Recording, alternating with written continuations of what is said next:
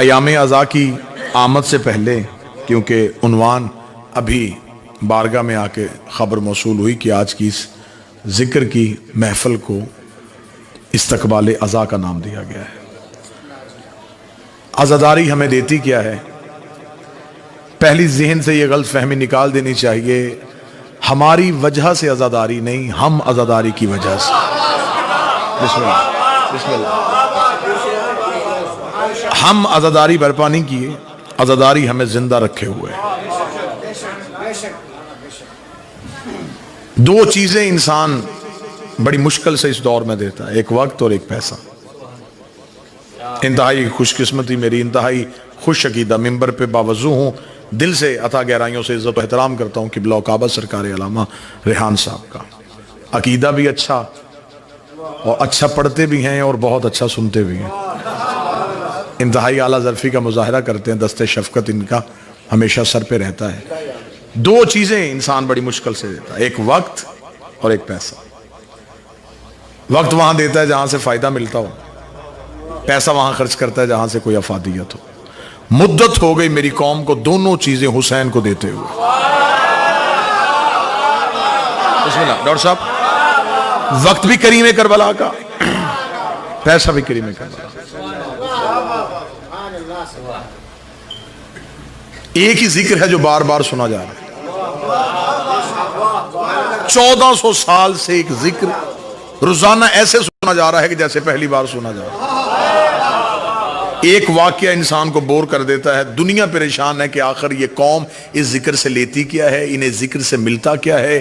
یہ مجلس حسین میں آ جاتے ہیں، بیٹھ جاتے ہیں، پڑھنے والا ویسے ہی پڑھتا ہے جیسے پہلے پڑھتا تھا، وہی واقعہ دہرائے جاتے ہیں، وہی چیزیں ریپیٹ کی جاتی ہیں، یہ بالکل تازہ دم ہو کے سنتے ہیں۔ اگلے دن پھر کسی مجلس کی تلاش میں، اس سے اگلے دن پھر کسی مجلس کی تلاش میں، دہشت گردیاں خاموش ہو گئیں، ذکر حسین خاموش نہیں ہوا۔ ہر طرح کا طریقہ آزما کے دیکھ لیا حسین کے چاہنے والوں پہ، لیکن ذکر حسین ختم ہی نہیں ہوا۔ ہر دور میں حکومتیں بدلی، ہر دور میں طریقے بدلے، لیکن ذکر حسین نہیں بدلا، کیونکہ مزہ اسی زندگی کا ہے، حکومت یزید کی ہو، راج حسین کا ہو۔ یزیدیت کی حکومت میں حسینیت کا ذکر بجا لانا، یہ تو سنت میس میں تمار ہے، یہ تو سنت امیر مختار ہے۔ زمانہ پریشان ہو گیا کہ آخر اس قوم کو ذکر حسین سے کیا فائدہ ملتا ہے۔ بانی مجلس کا انتظام کرنے والا پانی کی طرح پیسہ بہا دیتا ہے، اور مجلس کے اختتام پہ وہ پریشان نہیں ہوتا، اگلے سال کے انتظار میں ہو جاتا ہے کہ اب دوبارہ پھر کب میرے گھر میں یہ محفل سجے گی۔ زمانہ پریشان ہے کہ آخر یہ قوم کریم کربلا سے لیتی کیا ہے۔ مجلس جتنی دیر یہ مجلس میں بیٹھے انہیں ملتا کیا ہے۔ امام حسین کا سب سے چھوٹا ذاکر، ادنا سا طالب علم، میرے ذہن میں جو سب سے چھوٹا فائدہ ہے ذکر شبیر کا، وہ سب سے چھوٹا فائدہ یہ ہے جو اعتراض کرتا ہے اس کی نماز میں ابلیس آ سکتا ہے، ذکر شبیر میں ابلیس ہے۔ مجلس امام حسین سب سے پہلا فائدہ ابلیس کے شر سے بچنا۔ جتنی دیر بندہ انسان امام حسین کے گھر میں کریم کا مہمان بن کے رہتا ہے، وہ ابلیس کے شر سے محفوظ۔ چلے میں جملہ اردو ادب کے لیے تھوڑا بدل دیتا ہوں قبلہ قاضی صاحب۔ جب تک اس دروازے سے باہر تھے تب تک ہمارا اختیار ہمارے پاس تھا۔ فرمائیں گے سرکار، ہم اپنی مرضی سے سوچ سکتے تھے، ہم اپنی مرضی سے بول سکتے تھے، صرف دیوار کا فرق ہے۔ ادھر گئے اختیار ہمارے پاس، ادھر آئے اب کوئی انسان چاہے بھی تو جھوٹ نہیں بول سکتا، چاہے بھی تو گناہ نہیں کر سکتا۔ انسان وہی ہے، ادھر اس کے پاس اختیار تھا، ادھر کیوں نہیں؟ جو ہی دہلیز کریم کربلا سے اندر داخل ہوئے، کریم نے سب سے پہلے تم سے تمہارا اختیار چھین لیا۔ اب جتنی دیر مجلس میں بیٹھے آپ کے ذہن ضمیر کا مالک حسین ہے۔ آپ حسین سوچیں گے، آپ حسین بولیں گے، آپ کے ذہنوں کو کریم کربلا نے، کیونکہ حسین کہتے اسے ہیں جو جسموں کا حکمران نہ ہو، ذہنوں کا حکمران۔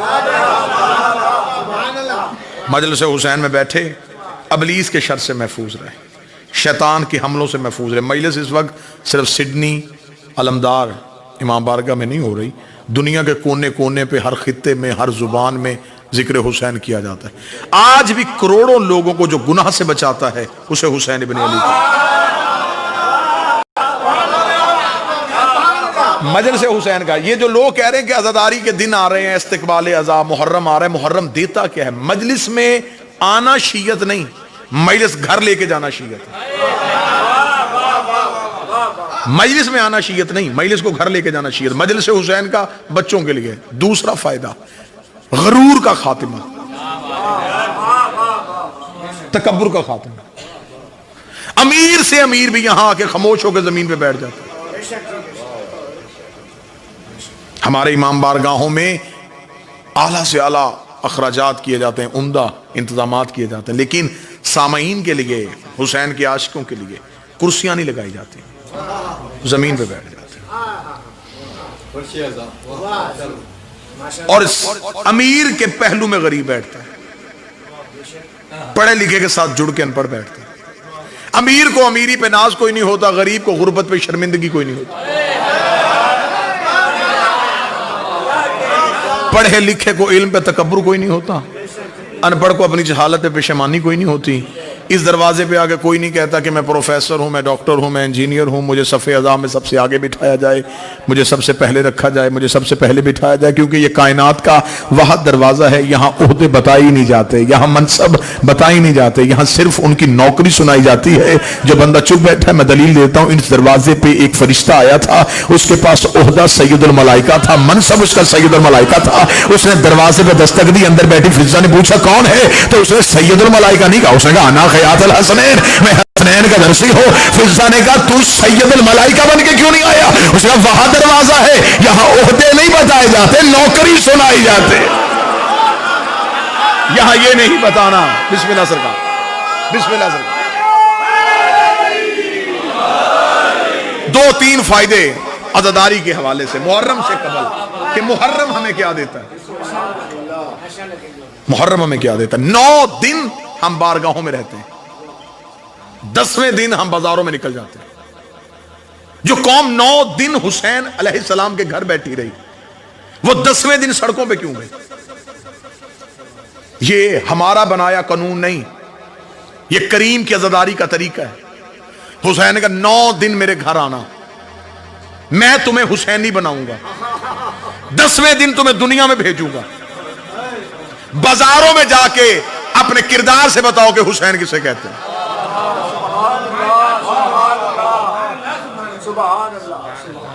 9 دن میں تمہیں اپنے گھروں میں بٹھا کے, کیونکہ یہ مدرسے نہیں, یہ امام حسین کی یونیورسٹی کے کیمپس ہے. کربلا ایک حادثہ نہیں, کربلا ایک سانحہ نہیں, کربلا انسانیت کی سربلندی کا نام ہے. کربلا ایک آئین ہے, کربلا ایک قانون ہے, کربلا ایک آئیڈیا ہے, کربلا ایک ادارہ ہے, کربلا ایک نظام ہے, کربلا عروج انسانیت ہے, کربلا معراج بندگی ہے. وہ 72 اہل ادب تشریف فرمائے. حسین علیہ السلام کے ساتھ 72 ساتھی نہیں تھے, حسین 72 سانچے لے کے آئے تھے.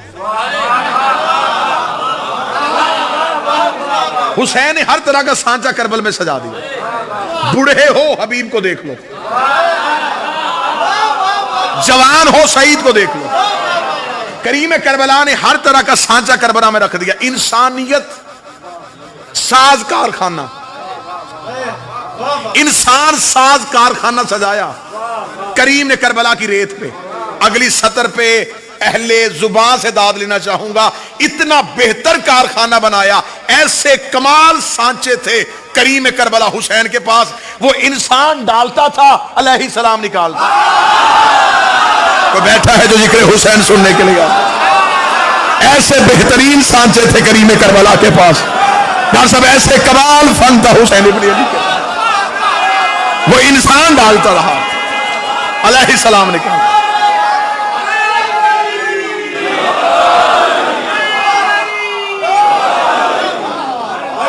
رسالت مآب کے پاس کافر آ کے بیٹھے, کائنات کی سب سے بڑی رحمت نے مسلمان کیے, پھر رضی اللہ کیے. کیسا کمال فن ہے میرے حسین کے پاس, ایک بھی رضی اللہ نہیں کیا. حر بھی علیہ السلام، زہیر بھی علیہ السلام، سعید بھی علیہ السلام، علیہ السلام کر کے حسین نے دنیا کو بتا دیا علیہ السلام یا خدا بناتا ہے یا پھر حسین. بسم اللہ.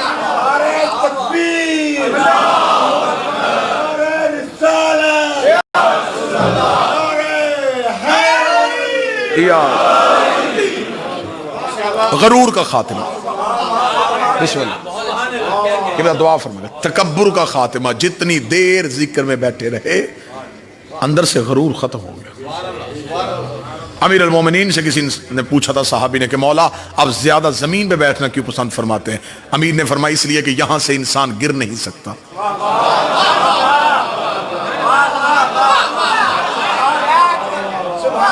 یہ نیچی بیٹھی ہوئی قوم ہمیشہ سب سے اونچی رہتی ہے.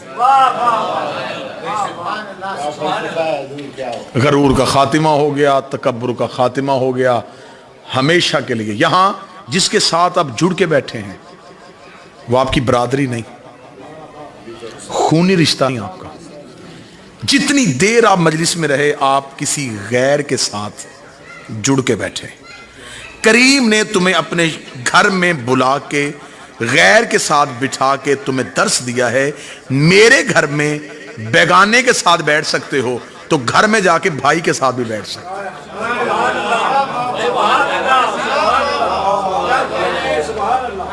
یہ اتحاد، یہ اتفاق، یہ نظم و ضبط مولا حسین علیہ السلام نے.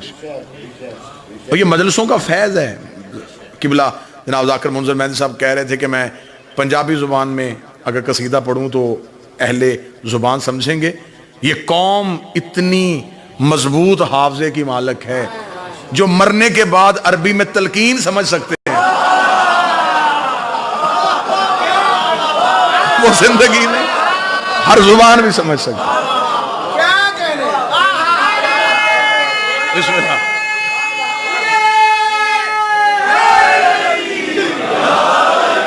اور میں خود دیکھ رہا تھا قبلہ کا تعلق ہندوستان سے لیکن وہ جیسے انہوں نے اردو قصیدے کا لطف لیا ایسے انہوں نے پنجاب، کیونکہ حسین علیہ السلام کی ذکر ایک علیحدہ زبان رکھتا ہے. ہر زبان اس ذکر میں سما جاتی. مجلس کا اشتہار پوسٹر لکھا جائے گا مجلس عزا بسلسلہ شہادت حسین ابن علی. لوگ حسین کے لیے آتے ہیں. حسین انہیں آدم کا ذکر بھی سناتے ہیں، نوح کا تذکرہ بھی سناتے ہیں، ابراہیم کی بات. پوری کائنات میں ایسے محبت کے ساتھ کسی ذکر میں لوگ اکٹھے نہیں ہوتے. چل میں جملہ تبدیل کرنے لگا ہوں. پھر اہل زبان سے میں اردو ادب کے اس جملے کی داد پاؤں گا. یزید لاکھوں کا لشکر لے کے آیا تھا. وہ سمجھتا تھا کہ میں کسی جنگل کسی صحرا میں جا کے حسین اور حسین کے ساتھیوں کا نام و نشان مٹا دوں گا اور پھر دنیا میں کوئی بھی حسین کا نام نہیں. ایسا برے طریقے سے ہرایا ہے میرے بادشاہ حسین یزید کو کہ پوری کائنات میں اتنے لوگ یزید کے نام پہ جینے کو تیار نہیں جتنے حسین کے نام پہ مرنے کو تیار. یہاں کوئی یزید کا نام نہیں لے.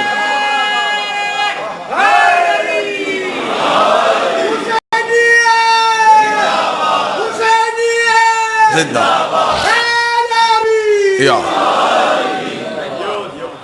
کیونکہ ایک نظریہ تھا نا، ایک حسین علیہ السلام ظلم کے خلاف ڈٹ جانے کا نام. حسین حوصلہ سکھاتا ہے، حسین استقامت بخشتا ہے، حسین انسان کو صبر کی چٹان بنا دیتا ہے. ابھی بات کی وضاحت کر دیتے ہیں. ادھر 9 لاکھ تھے ادھر 72 تھے. 9 لاکھ کا نظریہ حسین نہیں تھا، 72 کی سوچوں کا محور حسین تھا. وہاں 9 لاکھ تھے اور منتیں کر کر کے بلائے جا رہے تھے. یہاں چراغ بجھا بجھا کے اٹھائے جا رہے تھے. وہاں آ کوئی نہیں رہا تھا، یہاں سے جا کوئی نہیں رہا. لفظ تبدیل کرنے لگا ہوں. وہاں رک کوئی نہیں رہا تھا، یہاں جھک کوئی نہیں رہا تھا. وہاں ہر کوئی ایک دوسرے سے پوچھ رہا تھا اگر کل جنگ ہو جائے زندہ بچ جائیں گے، واپس گھر چلے جائیں گے. یہاں 72 میں سے ہر ایک دوسرے سے پوچھ رہا تھا کل حسین کے نام پہ مر جائیں گے؟ کل ہمارا خون بھی دین کے کام آ جائے گا. وہاں زندگی سے محبت تھی, یہاں موت سے محبت تھی. پھر یہ ہے میرے حسین کی جیت, یہ ہے میرے حسین کی جیت کہ مؤرخ نے خیبر کو جنگ لکھا ہے, خندق کو جنگ لکھا ہے, صفین کو جنگ لکھا ہے. اس نے چاہتے نہ چاہتے ہوئے بھی کربلا کو جنگ کربلا نہیں لکھا, کربلا کو واقعہ کربلا لکھا ہے.